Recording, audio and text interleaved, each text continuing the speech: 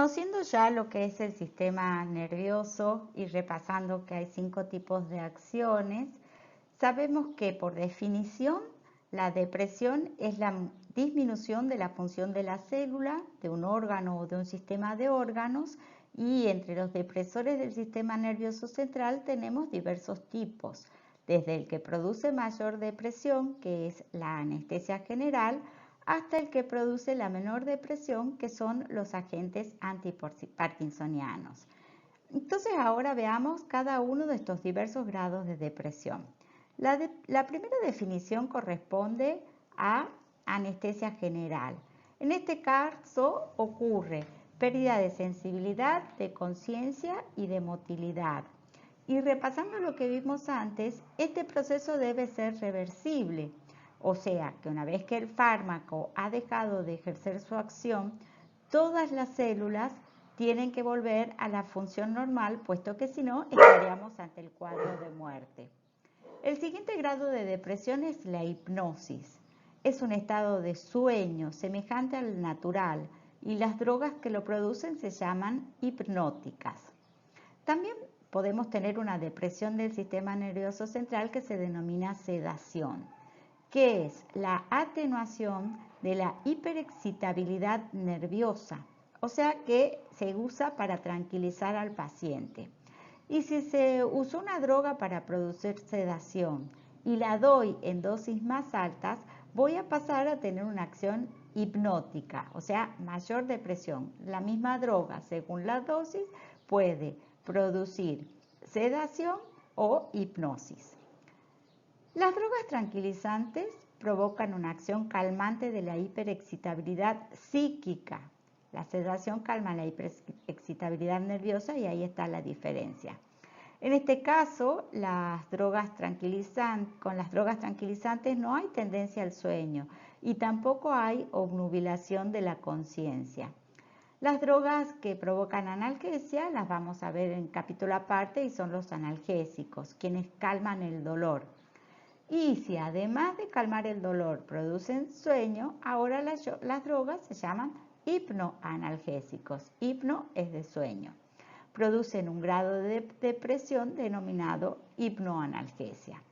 En este caso podemos ver que se puede dar algún factor que modifica la acción de los 9 factores que vimos en la clase anterior, y pueden provocar tolerancia, por lo que el paciente puede terminar en la adicción.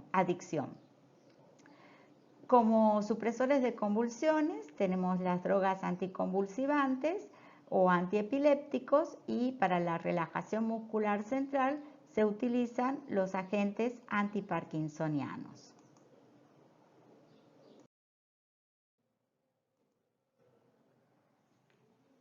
Entonces, hasta acá vimos que las drogas que producen mayor depresión del sistema nervioso central son las que provocan anestesia general. También podemos decir que por definición de anestesia general, que también se llama narcosis, se trata de un estado reversible del sistema nervioso central que se caracteriza por la pérdida de la sensibilidad y de la conciencia, también de la actividad refleja y de la motilidad, o sea que no hay movimientos. Las drogas que producen anestesia general se llaman anestésicos generales. La anestesia quirúrgica es un grado de depresión del sistema nervioso que solo permite la intervención quirúrgica. Y acá además hay inconsciencia, además de la relajación muscular conveniente. También a veces puede haber motilidad porque es una anestesia quirúrgica y no una anestesia general. Mientras que la anestesia de base o narcosis basal solo provoca un estado de sueño o inconsciencia, pero no hay relajación muscular.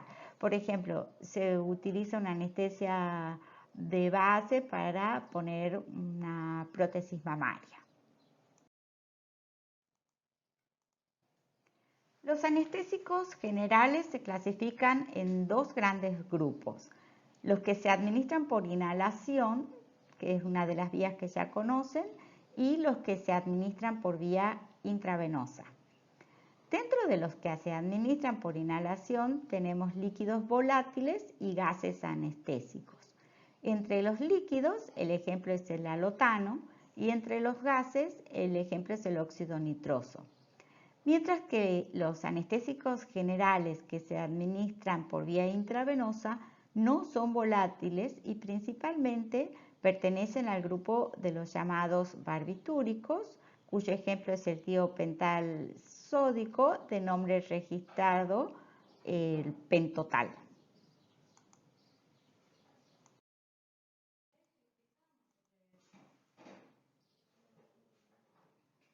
La anestesia general consta de 4 periodos. El periodo 1 se llama de analgesia, el 2 de excitación o delirio, el 3 de anestesia quirúrgica y el 4 de parálisis vulvar. Ahora veamos qué sucede en cada uno de esos periodos.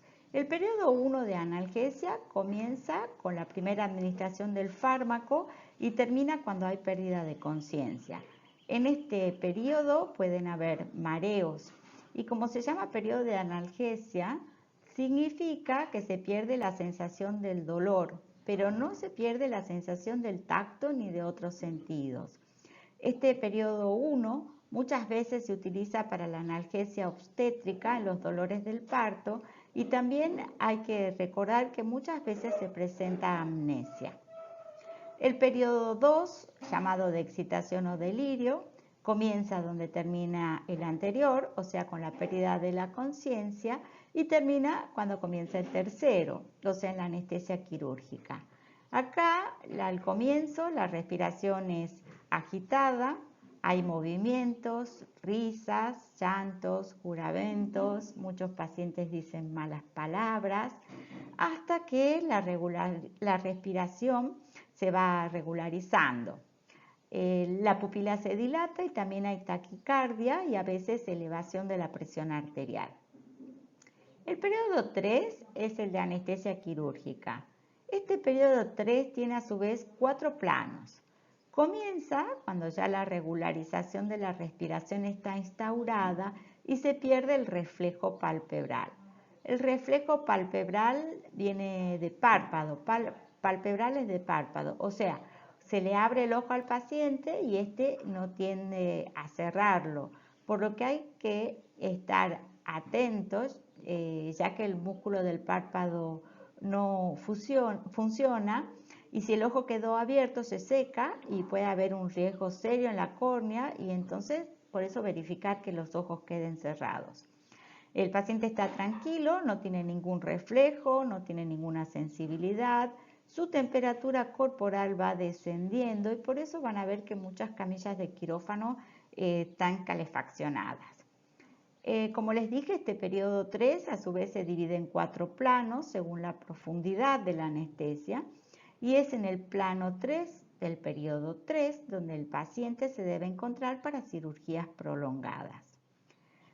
Repasando el concepto de sinergismo, es que quiero que entiendan lo que les digo a continuación. Se puede acortar este periodo 3 para no llegar al plano 3 usando un relajante neuromuscular, que también vemos en este capítulo, que actúa a nivel del sistema nervioso periférico y va entonces a ejercer una función de sinergismo. Al término sinergismo ya lo conocen, o sea, la asociación de dos drogas para lograr un mayor efecto o un mejor efecto.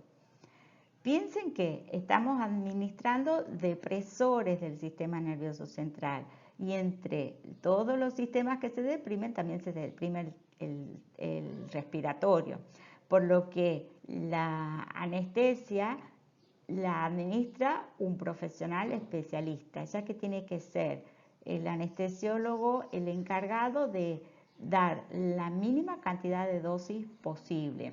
Por eso es que si aumentamos, si añadimos una droga que relaje los músculos, podemos realizar una operación, una cirugía en el periodo 3, pero en el plano 2. Dijimos que debe ser un proceso reversible. Y si llegamos al periodo 4, que es el de parálisis vulvar, la respiración se detiene y termina en la muerte por paro cardíaco, por lo que necesitamos que el paciente vuelva a su vida normal. Y entonces va a atravesar, cuando se retire la droga, desde el periodo 3, pasando por el de excitación al delirio, hasta la analgesia, para que las células recuperen su función normal. Muchas veces, al pasar por el periodo 2 de excitación o delirio, el paciente se mueve demasiado, entonces hay que tener cuidado de que no se les caiga de la camilla. Y después se produce un efecto hipnótico y el enfermo duerme con la analgesia que le ha quedado por varias horas. Muchos de los anestésicos que se administran por inhalación, como el óxido nitroso, tienen incompatibilidad con otras drogas y se utiliza de manera sinérgica. Otra vez repasamos el concepto. Se asocia óxido nitroso con alotano, que es una de las asociaciones más utilizadas.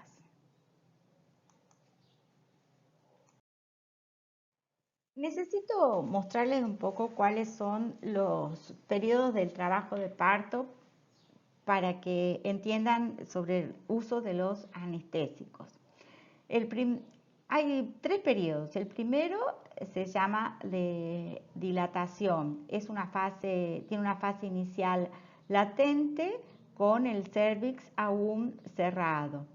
En la siguiente etapa, en la etapa 1, es activa, comienza con la borradura del cérvix y el feto ya coronado. El segundo periodo es el periodo expulsivo, o sea que en esta etapa 2 comienza la salida de la cabeza del feto. Y el tercero es de alumbramiento, o sea, cuando se desprende la placenta y sale de la cavidad. Conociendo ahora cuáles son los periodos del trabajo del parto, necesitamos saber cuál es la acción de las drogas anestésicas generales sobre el útero.